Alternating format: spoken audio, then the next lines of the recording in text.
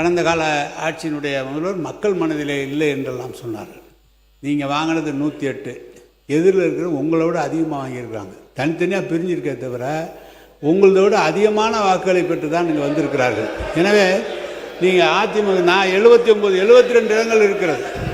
இல்லை அவை முன்னவர் அவை 72 இருங்க, ஒரு நிமிஷம் நான் சொல்லிடுறேன், நீங்கள் சொல்லுங்கள், நான் சொல்லிடுறேன். நீங்கள் வாங்கிய வாக்குகள் 108 இடம், 35% அங்கே வாங்கியிருக்கிறது கூட வாங்கியிருக்காங்க. தனித்தனியாக பிரிஞ்சிருக்கு. எங்ககிட்ட இருக்கிறவங்க தான் உங்ககிட்ட வந்து ஆதரவு தெரிவிச்சிருக்காங்களே தவிர எங்கள் தலைவர் எப்போதும் மனதில் இருக்கிறவர், எப்போதும் மக்கள் இருக்கிறவர். நீங்களே சொன்னீங்க, ஐயா தந்தை பெரியார் அதற்கு பிறகு தொடர்ந்து திராவிட இயக்க கொள்கையில் இருந்துதான் வந்தவன் என்று.